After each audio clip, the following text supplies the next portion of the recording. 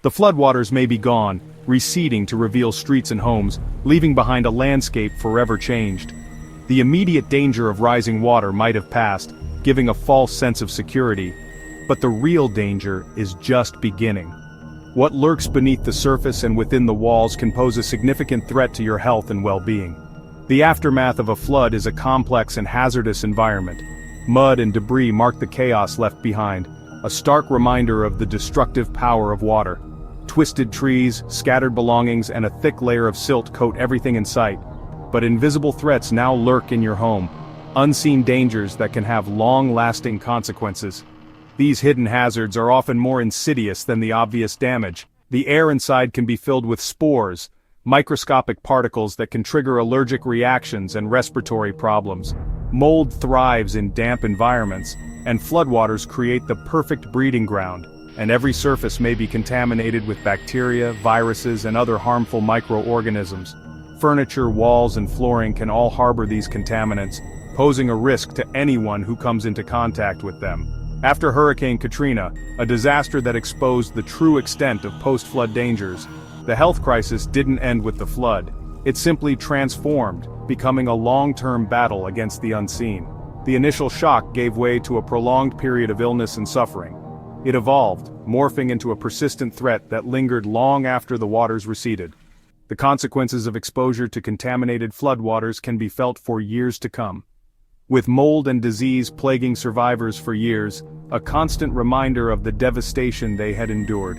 The long-term health effects can be debilitating, impacting quality of life and overall well-being. Floodwater is a toxic mix, a dangerous cocktail of pollutants that can cause serious health problems, of sewage, carrying harmful bacteria and viruses that can lead to gastrointestinal illnesses and other infections. Chemicals and bacteria, a potent combination that can contaminate everything it touches. Industrial waste, pesticides, and other hazardous substances can also be present in floodwaters. Every step in your home, every touch of a surface could expose you to serious illness, putting you and your family at risk. It's crucial to take precautions and protect yourself from these hidden dangers. The aftermath is a minefield of hazards, a complex web of risks that require careful navigation. Contaminated water, lurking in puddles and hidden crevices, hidden mold, growing silently behind walls and underfloors, and live wires, posing a threat of electrocution. These are just some of the dangers that await in a flood-damaged home. Protecting yourself starts with knowledge, understanding the risks, and taking the necessary steps to mitigate them, and a calm, methodical plan. A step-by-step approach to safely reclaiming your home. In the next sections we'll break down these threats, examining each hazard in detail, and show you how to reclaim your home safely, minimizing your risk of exposure, and ensuring a healthy recovery. Your resilience matters, your ability to bounce back from this adversity is crucial, but your caution is what keeps you safe, protecting you from the hidden dangers that linger in the aftermath of a flood. Floodwaters can overwhelm sewage systems in a matter of hours, creating a perfect storm for the spread of disease. The sheer volume of water can cause these systems to back up, turning streets and homes into potential health hazards. What was once a safe neighborhood can quickly become a breeding ground for dangerous pathogens. This contaminated water becomes a breeding ground for bacteria, viruses, thriving in the stagnant pools and hidden pockets left behind by the receding waters, and parasites. These microscopic threats can survive for extended periods, posing a risk long after the floodwaters have subsided. The danger is often invisible, lurking beneath the surface of seemingly harmless water. Even a small cut, a seemingly insignificant scratch can let in dangerous germs, providing a direct pathway for infection to enter your body. It's a stark reminder that even minor injuries require immediate attention in flood-affected areas, and swallowing contaminated water, even a small amount, can cause severe gastrointestinal illness, leading to debilitating symptoms and potential long-term health complications. The effects can range from mild discomfort to life-threatening conditions, especially for vulnerable individuals. Outbreaks of E. coli, a particularly nasty bacterium, Salmonella, another common culprit behind food poisoning, and shigellosis, a highly contagious intestinal infection, are common after floods, placing a significant strain on healthcare systems and highlighting the urgent need for preventative measures. These outbreaks are especially dangerous for the vulnerable, including young children, the elderly, and individuals with compromised immune systems. After the devastating Kentucky floods in 2022, a stark reminder of the destructive power of water, clinics saw a spike, an alarming increase in waterborne illnesses, underscoring the direct link between flooding and public health crises. Treat all floodwater as toxic, as a hazardous substance that poses a serious threat to your health.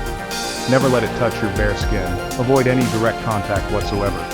Always wear waterproof boots and gloves, creating a barrier between your body and the contaminated water. Clean and cover any cuts immediately, no matter how small they may seem, to prevent infection from taking hold. Don't drink under any circumstances. Cook using potentially contaminated water, or brush your teeth.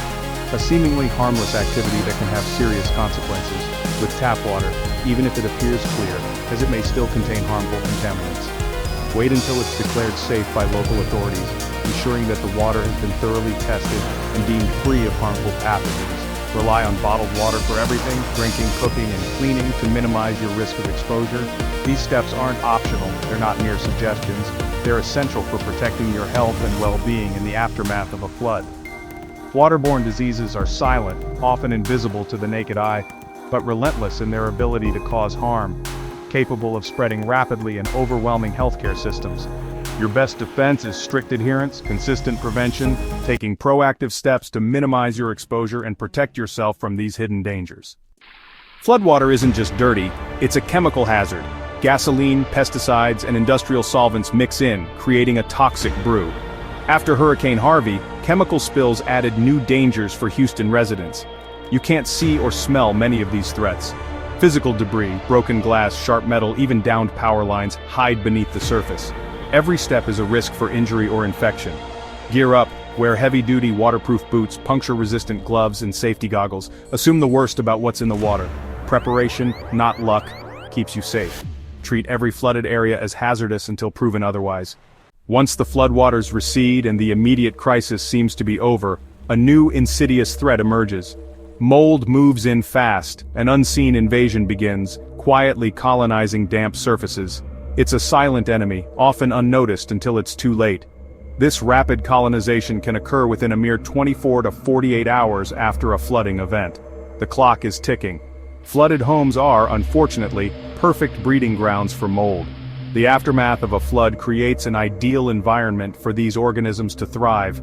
This is because moisture becomes easily trapped in walls, creating a humid and dark space where mold flourishes. And in floors, especially under carpets and tiles, moisture lingers, providing a constant source of nourishment for mold growth. Even furniture, particularly upholstered items, can become saturated and serve as a haven for mold. Mold isn't just ugly, creating unsightly patches and stains, it's a health hazard lurking within your home. It can trigger a range of allergic reactions and asthma attacks, making life miserable for those with sensitivities. Prolonged exposure can even lead to chronic respiratory problems, impacting your long-term health and well-being. Furthermore, some molds produce mycotoxins, which are toxins that can be particularly harmful to humans and animals. These toxins can cause a wide array of severe health issues, from neurological problems to immune system suppression. You don't need to identify the specific species of mold present in your home.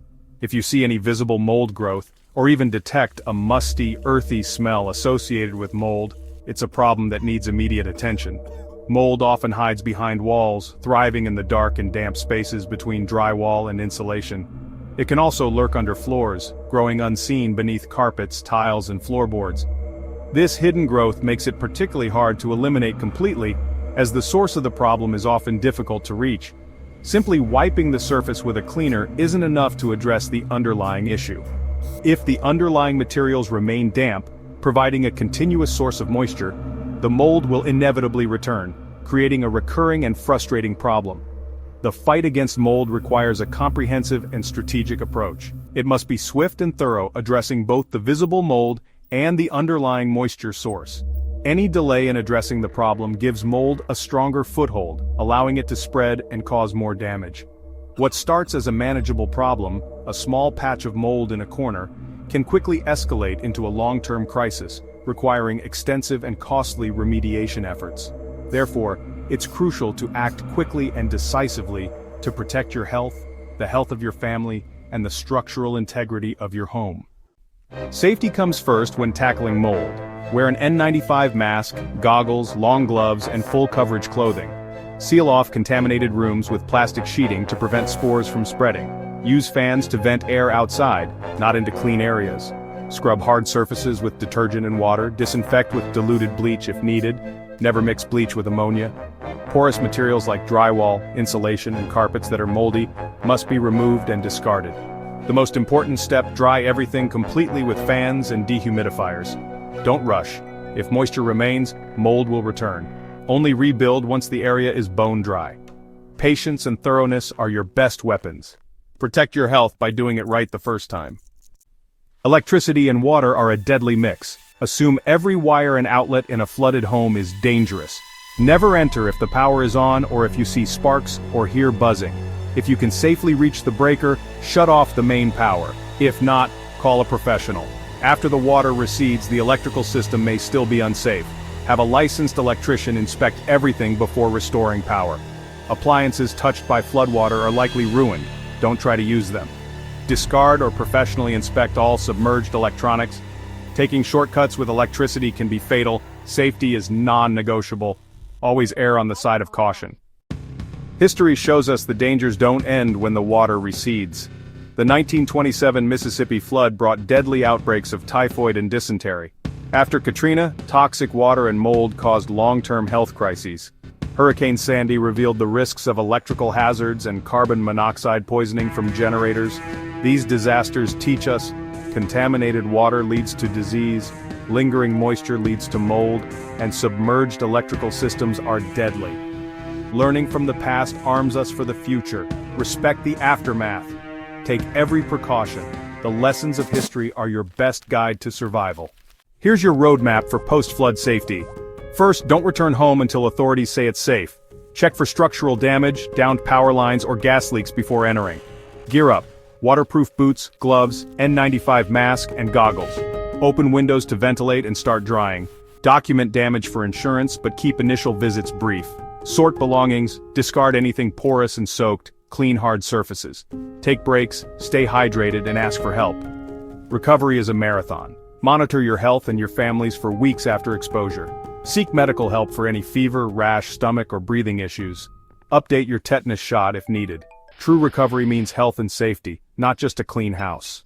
In the chaos after a flood, a checklist is your best friend. Before entering, check for structural damage, power lines, and gas leaks. Don't enter if anything seems unsafe. Call for help. Once inside, ensure power is off and wear full protective gear.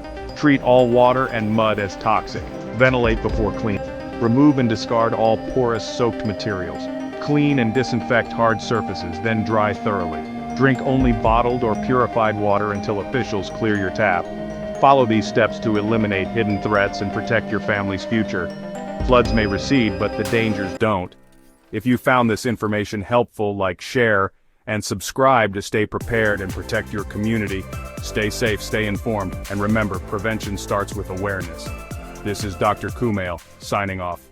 Until next time.